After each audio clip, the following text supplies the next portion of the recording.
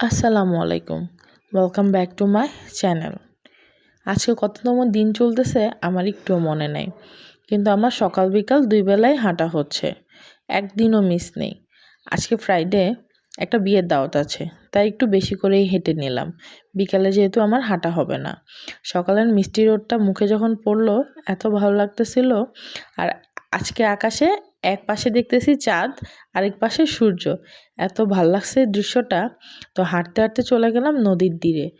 নদীর ওইখানে জোয়ার চলতেছে আর একটু মৃদু বাতাস, এত ভাল লাগতেছিল। তো বাসায় সবাই আমার জন্য বসেছিল ব্রেকফাস্টের জন্য।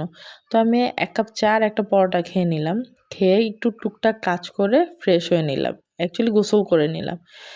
সবাই রেডি হচ্ছে, তো আমি গোসল টোসল করে রেডি হয়ে নিলাম। এটা হচ্ছে আমার লুক, খুব সিম্পল রাখছি।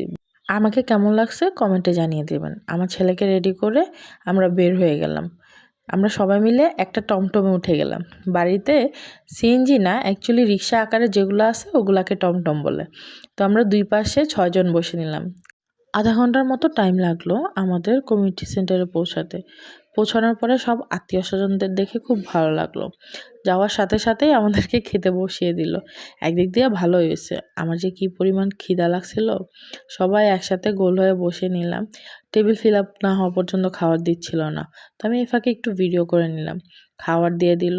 খাবার বললাম মোটামুটি ভালোই ছিল, but best part it's dessert, পায়েস, যেটা আমার সবচেয়ে প্রিয়। তো খাওয়া দাওয়া শেষ করে এখানে ছেলের সাথে মেয়েদের একটু খুনসুটি দেখলাম। তারপরে আজান টান দিয়ে বের হয়ে আমাকে হাওয়া মিঠাওয়ালার কাছে নিয়ে গেল যে ও হাওয়া মিঠাই খাবে। খাবে তো না। এরপরে বইয়ের একটু পিকচার নিতে চাইছি, নিতে পারলাম না, তো একটু ভিডিও নিয়ে নিলাম। যাওয়ার পথে এই সর্ষে ফুল দেখে মুগ্ধ হয়ে গেলাম। আল্লাহ হাফেজ।